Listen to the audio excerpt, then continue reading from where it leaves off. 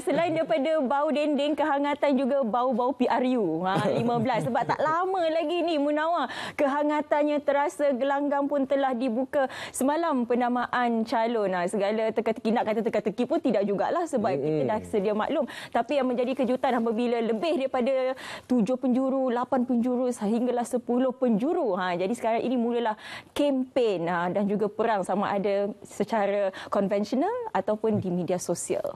Jadi hari ini kita berbicara berkenaan kempen pilihan raya yang sudah pasti hangat akan dilaksanakan sepanjang tempoh kurang daripada 2 minggu ini sehingga tarikh 18 November sehingga jam 11.59 malam. Tak nak cakap 1 saat tak boleh. Tak boleh, 1 saat lebih pun tak boleh. Hari ini Syafiqah, kita bersama dengan seorang tamu iaitu Profesor Dr. Muhammad Azizuddin Muhammad Sani, Profesor Politik dan Hubungan Antarabangsa Universiti Utara Malaysia. Assalamualaikum Prof. Assalamualaikum.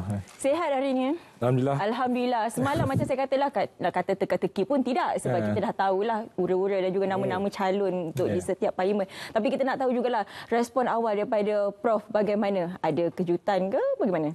Kejutan banyak sebenarnya kan. Dah banyak kursi-kursi panas kan. Dan yang mengejutkan, tapi bukanlah mengejutkan, tapi lebih sebenarnya kita dah jangka kan. Maksudnya apabila lebih daripada 4,000 borang apa ni pencalonan dibeli oleh wakil parti kan, jadi menunjukkan bahawa calon akan tinggi banyak kan. Jadi kalau keseluruhan pun semalam saya rasa 1,386 tak salah saya. Keseluruhan lah. Kalau parlimen saja 945 kan. Calon. Ya, itu pun terlepas 4 ada ditolak kan. Calon 6 tolak ditolak di parlimen. Jadi saya rasa itu satu yang menarik lah. Dan perjalanan semalam pun penamaan pun dengan baik kecuali ada sida sikit lah di Tenom tapi yang lain tu sama baik. Jadi saya rasa ini sebenarnya menunjukkan kematangan demokrasi di Indonesia dan penerimaan secara umum dan pertandingan secara sihat diamalkan. Jadi saya melihat pada keadaan itu saya rasa menarik nak melihat sebab banyak parti menawarkan diri calon-calon mereka untuk bertanding dan ini yang menyebabkan pula sukar untuk kita tentukan siapa yang ada kelebihan dalam konteks PRU kali inilah untuk menang. Itu sepatutnya menjadi satu tanda tanya. Persoalan untuk kita semualah penilaian untuk masyarakat khususnya pengundi berdaftar di luar sana untuk menentukan calon atau parti manakah yang akan dipilih untuk menerajui negara. Jadi bila kita bercakap berkenaan dengan kempen pilihan raya, trajektori kempen pilihan raya kali ini bagaimana dari sudut pandangan Prof sendiri? Apa antara naratif yang pastinya akan menambat hati pengundi-pengundi di luar sana? Adakah melibatkan isu nasional semata-mata ataupun melibatkan isu lokal juga, Prof? Ya, saya pertamanya kita pun dapat maklumat daripada Suruhanjaya Pilihan Raya mengatakan dari segi SOP agak terbuka kali ini, tidak seperti di Melaka dengan Johor yang mana agak ada kawalan menyebabkan parti politik dan rakyat ataupun pengundi pun tak selesa untuk keluar mengundi kan. Kali ini agak terbuka dan tak ada SOP khas yang dikenakan. Jadi itu saya rasa baik untuk pilihan raya kali inilah kan, kerana rakyat boleh terlibat sama dalam kempen dan juga parti politik juga memainkan peranan masing-masing lah untuk berkempen. Cuma cara berkempen tu dia banyak strategi. Dia kena ikut demografi, maksudnya bandar ke, luar bandar ke, pinggir bandar, dan juga ikut umur kan. Contoh kalau kita nak target golongan muda misalnya kan. Muda kita tahu mereka banyak di sosial media, TikTok. Jadi kempen melalui TikTok tu perlu dibanyakkan kan untuk target kumpulan inilah. Tapi kalau yang generasi tua-tua ni dia banyak gunakan baca surat khabar kan, radio dengar. Jadi kempen begitu pula untuk menarik golongan ni. Tapi kalau di luar bandar pula mereka lebih suka nak jumpa calon. Betul. Jadi kempen rumah ke rumah perlu dicergaskan untuk ke arah itu. Jadi parti politik kena kreatif lah untuk mencari bentuk mekanisme yang terbaik untuk memenangi undi terbanyak. Cuma yang saya rasakan mereka dah tahu dah siapa segmen pengundi yang menyokong mereka dan siapa segmen pengundi yang dikira sebagai atas pagar kan. Jadi sekarang ni saya rasa tumpuan 2 minggu ni untuk menang hati yang atas pagar tu sebab mereka boleh ke arah mana yang mereka nak sokong tu ikut keadaan lah masa ketika itu. Okey, kita kembali semula kepada realiti ataupun realistik approach untuk kempen kali ini. Kalaulah contohnya YB itu dicalonkan di kawasan memang kawasan dia, tidak ada masalah kerana kerja itu telah pun dijalankan 3-4 tahun selepas sebelum ini. Tapi calon yang bertanding di kawasan yang lain, yang bukan calonnya, bukan negerinya pun. Jadi bagaimana sebenarnya cara terbaik untuk memenangi hati penduduk tempatan dalam saat-saat dan juga pecutan terakhir ni, Prof? Betul. Saya rasa calon tempatan dan calon yang dikenali telah berkhidmat di kawasan tersebut, walaupun dia mungkin bukan calon tempatan tapi dah berkhidmat lama di situ, ada kelebihan untuk menang kali ini kan. Kerana gugatan pada pihak-pihak lain tu agak terbatas lah sebab dari segi karismanya, dari segi servis dia kepada kawasan itu telah ada kan. Cuma bila berpindah kawasan ni agak masalah kan, sebab sama ada penerimaan kawasan tersebut dan jentera kawasan tersebut kepada calon itu bagaimana. Kalau penerimaannya baik, peluang tu ada kan. Tapi biasanya ada yang puas hati, ada tak puas hatilah bila perubahan calon itu berlaku kan. Cuma saya rasa kalau kawasan itu memang kawasan yang kita telah ketahui kuatnya satu parti politik macam Barisan Nasional ke Parti Harapan, maksudnya mereka telah establish lah kuat di situ. Tukar calon pun saya rasa mungkin tidak bermasalah. Mereka masih lagi boleh menang lah. Jadi cuma satu kebimbangan yang sering berlaku dalam PRU dan juga PRK dan sebagainya adalah isu berkaitan dengan sama ada pengundi di situ mau menerima atau tidak, sabotaj kan kepada calon, ataupun yang kita sekarang ni tak pasti adalah sebab pengundi baru ni ramai. Ini peluang besar kan. Dan bagaimana mereka nak mengundi ni? Adakah mereka melihat calon tersebut ke, ataupun melihat parti, ataupun melihat isu kan? Itu soalannya Prof. Yang mana satu nak kena jual ni? Dia nak jual dia punya peribadinya ke, pengalaman sebelum ini ke, ataupun nak menjual parti bendera yang dibawa ke? Bagaimana sekarang? Dia suka sebab kita sekarang ni kalau kita tengok dalam parti politik kan, dia terpaksa memperkenalkan ramai calon-calon baru dan muda kan. Jadi kalau tengok calon muda pun saya rasa ramai dikemukakan kali ini kan, dekat 200 tak salah keseluruhan 245 tak salah saya kan. Tapi dalam konteks ini maksudnya bagaimana nak mempromosikan calon-calon ini, sebab mereka ni tak dikenali di kawasan kan. Jadi nak dalam kawasan parlimen lah dengan ratusan ribu kan, puluhan ribu pengundi, macam mana nak kenali, nak kontak semua pengundi ini kan. Jadi agak sukar Jadi dalam konteks ini peranan isu dan peranan parti sangat penting untuk menarik sokongan rakyat di sini, untuk menyokong yang setia kepada parti, dia akan pilih parti lah. Tapi kalau yang atas pagar ni selalunya mereka akan melihat pada isu lah. Cuma kelebihan kalau calon tu dikenali macam sebut tadi lah, kenali peringkat nasional, peringkat tempatan, kalau antarabangsa lagi bagus lah di situ. Jadi maksudnya rakyat dah kenal dia kan, tak perlu dikenalkan lagi. Jadi kalau rakyat nak sokong dia pun rakyat dah tahu dah dia ni siapa. Dan tapi rakyat akan bandingkan calon lain lah, sebab kita tahu kawasan-kawasan panas ni calon orang ternama pun ada 2-3 kan dalam satu kawasan. Ini kadang banyak faktor isu juga main peranan dan faktor parti juga main peranan untuk pengundian. Isu dan juga faktor parti memainkan peranan besar dan menentukan proses ataupun pola pengundian pengundi kelak. Jadi Prof, bagaimana Prof melihat bagi calon yang aktif dan juga popular di media sosial? Yalah, kita sedia maklum dalam pilihan raya umum kali ini sangat unik Prof. Ramai pempengaruh ataupun influencer media sosial turut bertanding untuk pilihan raya kali ini. Jadi bagaimana Prof melihat strategi media sosial ini dalam mempengaruhi keseluruhan kelompok demografi pengundi, Prof? Saya melihat, saya sebenarnya agak skeptikal pada calon-calon bebas misalnya. Sebab saya tak rasa mereka ni mampu untuk menang tanpa parti di belakangnya. Tapi realitinya pernah berlaku calon bebas itu menang. Tapi influencer ni kalau mereka ni bersama dengan parti politik, saya rasa peluang untuk menang tu ada. Khususnya mendapat sokongan golongan muda untuk menyokong mereka. Sebab influencer ni orang muda je tengok dalam TikTok, dalam Instagram dan sebagainya. Tapi bergantung pada kawasan mana pula dia bertanding. Kalau kawasan tu memang kawasan yang diketahui dimenangi oleh satu parti politik dengan satu jangka masa yang lama dalam beberapa pilihan raya sebelum ni, agak sukar juga untuk mereka menang di kawasan itu. Tapi macam mana pun peluang ada, sebab kita tahu seperti saya cakap tadi, golongan muda kita tak tahu segmen mereka ni ke arah mana.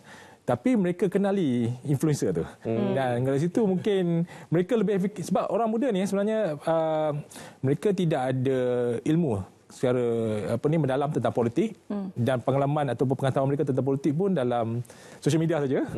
Jadi siapa yang dirujuknya orang sosial media lah. Jadi kalau influencer tu yang jadi rujukan mereka akan sokong. Jadi kalau ramai sokong tu, saya rasa boleh menang influencer ni kan. Sebab kita tak boleh nafikan dengan lebih daripada 50% pula golongan muda ini dia lah boleh mempengaruhi sebenarnya keputusan PRU pada kali ini kalau keluar mengundi. Kalau keluar mengundi. Itu kata kunci dah. Itu satu hal lagi. Jadi bila kita kata untuk keluar mengundi ni, bagaimana pula kempen, bukan saja kempen untuk calon tapi kempen untuk keluar mengundi. Sebab kalau kita lihat kepada PRN baru-baru ini juga peratusannya betul. Macam mana, Prof? Tapi kalau lihat pada PRN sebelum ni, Johor dan Melaka kan, kadar keluar mengudinya rendah kerana banyak faktor sebab COVID lah sebagainya kan, PKP mesti tu kan. Tapi kali ini agak terbuka kan. Cuma kita tahu bahawa berbanding dengan PRU lepas, kita ada dalam dalam 14 juta pengundi, 12 juta keluar. Masuk dekat 82% kan. Tapi kali ini kita ada 21 juta, penambahan 7 juta. Daripada 7 juta tu ada dalam 6 juta ni, dalam 4 juta pengundi automatik yang didata secara automatik, ada 2 juta dalam yang undi 18 ni kan. Jadi dalam konteks ini undi 18 saya rasa ramai akan keluar. Sebab hasil pada tinjauan saya dan jumpa mereka, walaupun mereka tak tahu politik dan sebagainya, tapi mereka minat nak terlibat dengan proses politik dalam pilihan raya lah. Tapi yang 4,000 lagi tu kita tak tahu. Sebab mereka ni tak pernah keluar mengundi dan tak pernah ambil tahu politik dan dijangkakan ramai juga tak akan keluar mengundi. Jadi macam mana nak tarik golongan yang ini? Saya rasa kena wujudkan suasana pilihan raya tu dan bagi kesedaran lah yang pentingnya mereka menunaikan tanggungjawab mereka sebagai rakyat Malaysia. Perlu mengundi dalam pilihan raya. Dan kalau ini dapat dirasai dinikmati oleh mereka, saya rasa mereka akan keluar juga. Walaupun tak sepenuhnya lah. Itu yang saya jangkakan dalam pilihan raya kali ini, kadar keluar mengundi akan tinggi kali ini. InsyaAllah itu yang kita harapkan, Prof. Dan kalau kita saksikan sebelum-sebelum ini dalam pilihan raya umum ke-13 dan 14 ataupun perang bendera berlaku di lapangan, Prof. Waktu itu kalau kita saksikan hanya beberapa warna parti sahaja. Tapi kali ini sangat-sangat meriah. Kalau boleh kita ambil contoh bagi Parlimen Ampang, Sepang dan juga Parlimen Batu. Bagaimana Prof melihat gambaran bagaimana perang yang akan berlaku di sana, Prof? Saya tak boleh nak gambarkanlah meriahnya nantilah. Itu saya sebelum ni saya kata pilihan raya kita ni macam fiesta kan. Dia sekarang ni belum keluar. Saya rasa dah hari ni atau esok ni dah keluar lagi bendera banyaklah. Dia belum masuk lagi yang calon bebas yang ramai juga dengan gambar kunci lah, gambar macam-macam, telefon lah apa sebagainya. Jadi dia memang memeriahkan suasana dan ini akan menarik minat orang lah untuk terlibat sama dan ambil tahu pasal pilihan raya ni. Jadi saya rasa bagus walaupun isu adalah isu pembaziran jugalah print poster ni tapi sikit banyak dia mewujudkan suasana yang menarik ramai untuk pengundi untuk keluar mengundi. Itu sebab kadar keluar mengundi kita ni antara yang tertinggi di dunia sebenarnya. Sebelum ni lah 82% tu jadi itu yang saya rasa kalau terus dalam trend ini, saya rasa satu pencapaian yang baiklah menunjukkan kematangan politik di Malaysia lah dalam pilihan raya. Bila Prof mengatakan bahawa sedikit pembaziran lah kalau kita nak buat poster, tapi kita tak boleh nafikan poster boy laku. Laku. Kalau kita lihat di Melaka, laku. Itu antara salah satu faktor. Jadi bagaimana kali ini untuk PRU 15 masih lagi boleh diguna pakai ke strategi poster boy ini, Prof? Saya rasa rakyat memang itu saya kata kan, dia mengundi parti, calon dan juga mengundi isu, tapi dia nak tahu juga poster boy itu siapa sebab dia nak tahu siapa yang akan mengetuai Malaysia ni. Sebab peranan Perdana Menteri itu sangat penting dalam negara kan, sebab dia yang menentukan agenda negara macam mana kan. Jadi itu yang setiap parti politik ni sekarang ni dah namakan poster boy-nya. Terima tak terima terpulang kepada rakyat lah kan. Tapi penting. Malah bukan itu saja, poster boy di peringkat negeri pun mungkin ada nanti. Kan? Sebab ada negeri-negeri yang perlu dikuasai mula letak poster boy sebab dengan harapan orang ni akan dipilih akan jadi menteri besar ataupun ketua menteri lah kali ini. So saya tak terkejut keadaan itu berlaku lah. Tapi sekurang-kurangnya kita dah tahu lah poster boy di peringkat nasional tu siapa.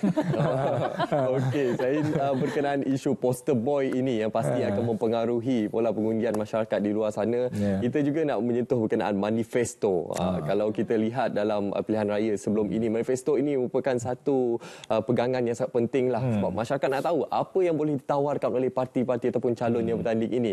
Kalau Pakatan Harapan, kita dah dengar manifesto yang dibawa mereka. Barisan Nasional pastinya dengan kemakmuran dan juga kestabilan. Dan Perikatan Nasional insya-Allah hari ini akan diumumkan manifestonya. Jadi bagaimana Prof? Manifesto ini sebagai kata kunci yang penting kepada pengikat undi-undi di luar sana. Ya, manifesto ni penting walaupun orang banyak mengatakan ini bukan kitab suci lah, tak ada apa kesan dari segi perundangan dan sebagainya. Tapi inilah janji-janji pilihan raya yang perlu dilaksanakan sekiranya mana-mana parti menang dalam pilihan raya. Jadi untuk ini saya rasa penting untuk menggengahkan apa intipati sebenarnya manifesto ni supaya rakyat terima.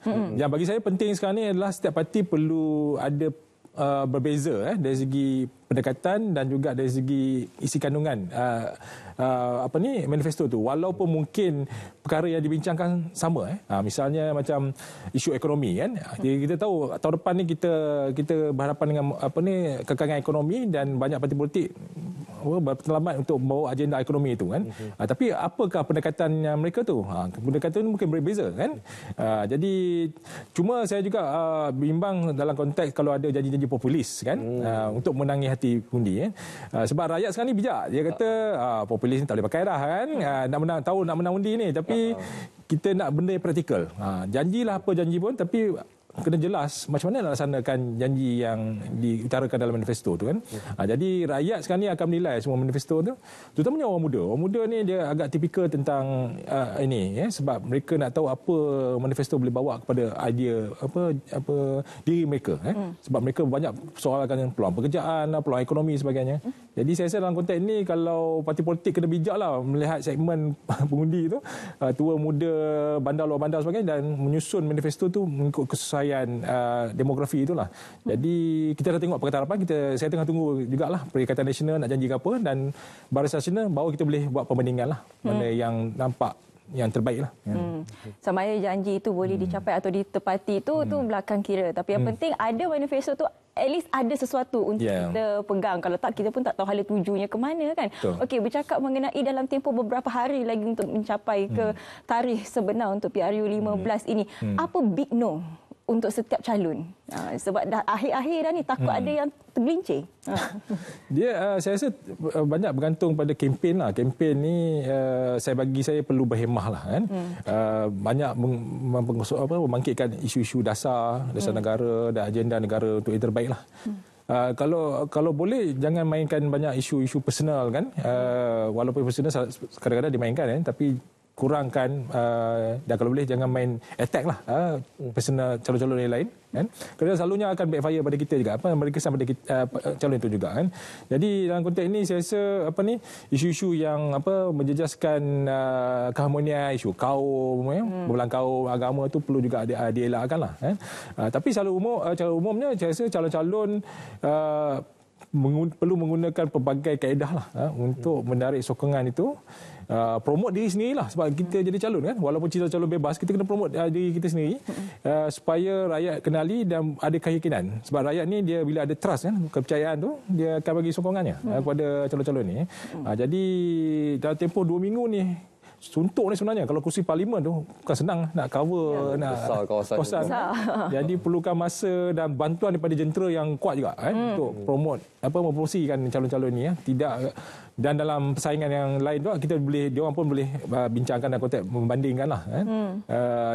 Dan calon pula yang big no saya rasa kan, dalam selalunya mereka akan kemukakan macam biodata calon kalau saya minta jangan ada yang letak data tak betul lah kan. Dalam biodata tu sebab rakyat sekarang ni saya tengok dia bijak, dia semak. Betul. Banyak platform kita boleh semak bro. Dia nak yang ada berpendidikan misalnya. Tapi kalau tak ada pendidikan, cakap je tak ada pendidikan kan. Kalau nak bohong, nanti kena saja rakyat akan ni. Dia kalau kantor lagi teruk. Yalah, betul. Itu bahaya tu, itu akan menjejaskan kredibiliti calon maupun parti itu sekalipun, Prof. Okey, Prof, dalam situasi sekarang ini kita melihat pastinya sejak pengumuman secara rasmi oleh pegawai pengurus pilihan raya semalam, secara rasminya parti-parti dan calon ini sudah pun mula berkempen sejak semalam lagi, Prof. Kita tengok rancak di seluruh negara, Prof. Jadi bagaimana kita melihat dalam sekarang ini, apakah kaedah-kaedah strategi yang paling utama yang perlu digerakkan? Tadi Prof ada menyatakan kekuatan jentera parti. Bagi individu ataupun parti yang baru ini, Prof, mereka kurang mempunyai kekuatan akar umbi. Jadi apa strategi lain yang boleh mereka lakukan untuk memenangi hati pengundi, Prof? Ya, parti-parti baru saya nampak dia ada kelemahan dari segi jentera lah. Jentera dia tidak besar. Malah parti-parti yang besar pun saya nampak ada jentera yang kurang di luar bandar tapi banyak di bandar. Ada yang juga banyak contoh di luar bandar tapi kurang di bandar. Maksudnya perlu ni serata dan juga perlu agresif lah dalam untuk berkempen. Tapi peringkat awal ni saya rasa mungkin banyak lebih pada perang poster kan, dan juga ceramah-ceramah diadakan, ceramah berkelompok. Ceramah kelompok juga sangat penting, maksudnya di kawasan-kawasan tentu. Tapi sekarang ni mereka bijak kan, buat satu ceramah tapi mereka ambil videonya dan sebarkan di serata tempat lah kan. Masalah di luar bandar pun dapat maklumat itu kan. Cuma saya rasa nak mencari kaedah yang kreatif tu perlukan satu bentuk idea yang barulah. Contoh dalam berkempen misalnya saya tak tahulah ada macam semalam pun saya tengok ada dekat tak salah saya dekat Perempatan Pauh mereka bawa transformer kan. Berarak sekali. Itu saya nampak baru tu saya tak tahu tengok lagi transformer pergi kempen kan. Jadi mungkin ada perkara-perkara begitulah untuk mewujudkan suasana gembira dan juga excited lah di kalangan teruja lah kalangan rakyat untuk kurang mengundi dan menyokong parti tersebut lah. So kreativiti ini macam-macam boleh dilakukan. Di media sosial pun sama, macam-macam boleh dilakukan. Tapi yang penting sekarang ni dengan kaedah itu boleh dapat menarik sebanyak mungkin pengundi untuk menyokong parti tersebut. Selalunya akan ada. Cuma besar tu banyak tu kurang je lah yang menyokong. Dari segi kreativiti mungkin jentera boleh fikirkan kreativiti, tapi kalau kita nak masuk kepada ilmiahnya, kalau semalam kita lihat Dr. Mazri dengan secara terbukanya mengajak untuk berdebat bersama dengan calon-calon yang lain. Jadi pro and con ini kalau kita fikirkan baguslah sebenarnya sebab di situlah ruang untuk kita mendengar pegangan masing-masing, manifesto masing-masing dan juga credibility. Tapi bagaimana? Debat dia ada pro and cons lah debat ni kan. Dia baiknya memang dalam sistem demokrasi kalau tengok di banyak negara pun memang dah mula debat ni. Indonesia yang tak pernah berdebat pun dah ada berdebat kan. Kita pun dah memula proses tu berdebat sebelum ni kan. Ada debat Datuk Seri Anwar Ibrahim dengan Datuk Seri Najib sebagainya. Dan kalau nak diadakan sebenarnya tidak ada masalah nak berdebat kan, tapi kena ada peraturan yang khusus lah. Bagaimana debatnya sebagainya, perjalanannya bagaimana macam mana sebagainya. Maksudnya dia peraturan khusus supaya mengelakkan unsur-unsur yang tidak baik dalam debat tu kan. Tapi memang dalam debat ni kadang-kadang ada perkara yang diutarakan oleh pimpin politik kan, kadang-kadang perlu fact checking maksudnya kena semak jugalah sama ada dia tepat atau tidak kan. Jadi proses itu pun tidak diamalkan di Malaysia sebenarnya. Kalau di negara lain memang kena ada proses tu untuk fact checking di kalangan media sendiri kan. Tapi dalam konteks ini saya sebenarnya terbuka kan. Mahu buat pun bagus, tak buat pun bergantunglah sebab dia ada mekanisme lain ceramah lah sebagainya. Cuma excited lah orang teruja tengok bila tokoh politik tu berdebat kan, boleh bandingkan. Sebab kadang-kadang rakyat pun nak baca, macam saya tengok manifesto, saya tak tahu manifesto lain, tapi Pakatan Harapan pun dia ada sampai 92 muka surat kan. Tebal sangat. Saya rasa macam mana rakyat tak boleh nak hadam ni banyak sangat kan. Jadi rakyat sebenarnya visual lagi baik daripada membaca kan. Betul. Jadi kalau ada debat tu orang tengok visual, rakyat boleh bandingkan mana yang terbaik kan. Itu yang saya rasa, saya sebenarnya lagi suka sokong debat kan diadakan. Tapi saya tahulah kekangan yang ada pada debat tu kan. Jadi terpulang kepada pihak-pihak lah sama ada buat debat di peringkat parlimen ke, DUN ke, ataupun di peringkat nasional ke, calon Perdana Menteri terpulang. Tapi kena ada peraturan yang khusus lah supaya debat tu dilaksanakan secara yang baik dan berhemah lah. Pastinya dalam kempen pilihan raya ini banyak strategi akan dikemukakan oleh calon dan juga parti bertanding. Namun dalam masa yang sama mereka perlu cakna terhadap peraturan-peraturan pilihan raya dan juga mungkin akta-akta di bawah bahagian keselamatan, akta polis, akta komunikasi dan multimedia untuk mengelakkan mereka daripada terjerat daripada kata-kata mereka sendiri, Prof. Jadi sebagai kesimpulannya, Prof, mungkin ada kata-kata yang ingin Prof sampaikan kepada masyarakat di luar sana, khususnya untuk 21.1 juta ini yang bakal turun mengundi, dan juga saranan kepada ahli-ahli politik, calon-calon ini untuk mereka bertanding secara berhemah dan sihat, Prof. Saranan saya pada rakyat Malaysia, terutama pengundi, keluarlah mengundi dan meraihkanlah pilihan raya ini dan tunaikan tanggungjawab. Satu-satunya tanggungjawab yang dituntut oleh negara kepada rakyat Malaysia adalah sebenarnya mengundi. Itu hak rakyat Malaysia. Sebab negara lain sampai bergaduh-gaduh, berperang sampai rusuhan nak mengundi. Kita diberi peluang tak keluar mengundi. Jadi saya rasa tak sepatutnya lah. Jadi saya rasa keluarlah beramai-ramai ketika pilihan raya umum 19 hari bulan ni. Undi awal 15 hari bulan, undi biasa yang sebenarnya 19 hari bulan. Jadi keluar, dan dalam calon-calon parti politik juga perlu berhemahlah semasa berkempen. Kita ada peraturan dalam pilihan raya dan ikut peraturan tersebut. Yang penting gunakan mekanisme cara-cara terbaik sekalipun untuk memenangi pilihan raya, dan saya doakanlah yang terbaik kita dapat hasilkan untuk kerajaan yang stabil, makmur, dan ekonomi kita pun akan tambah makmur ke depan ni. Prof mengundi mana, Prof? Baru nak tanya. Saya mengundi di Parlimen Gopeng, DUN Sungai Rapat di Perak. Sebelah dengan Tambun. Musim panas tu. Panas juga. Berasa agak terbiasa, Prof. Rasa. Okey, terima kasih banyak kita nak ucapkan kepada Profesor Dr. Muhammad Azizuddin Muhammad Sani, Profesor Politik dan Hubungan Antarabangsa UUM, kerana sudi berkongsi bersama dengan kita mengenai kempen pilihan raya. Jadi, lakukan tanggungjawab anda, mandat telah pun diberikan, jadi keluar mengundi pada 19 hari bulan ini. Okey, Munawar. Kita